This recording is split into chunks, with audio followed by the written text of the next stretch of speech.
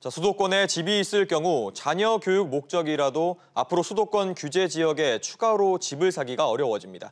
이 내용 취재 기자가 좀 더 자세히 살펴보겠습니다. 강혜지 기자가 나와 있습니다. 자, 강 기자.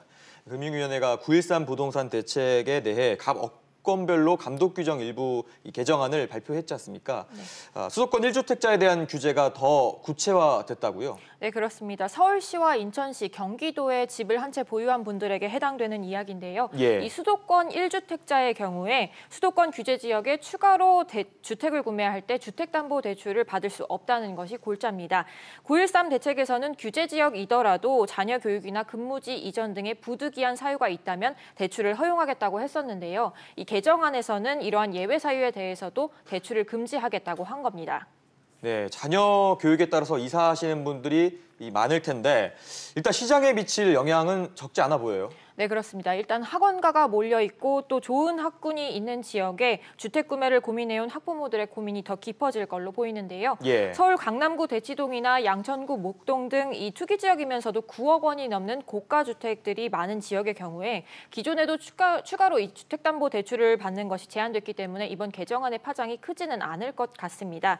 하지만 부동산 시장에서는 서울 상계동과 중계동 또 경기도 분당 등의 9억 원 이하의 주택이 있으면서 교육 수요가 높은 지역에서는 타격이 클 걸로 보고 있습니다. 이 지역에서는 새학기가 시작되기 전에 전세 수요도 풍부한 편인데요.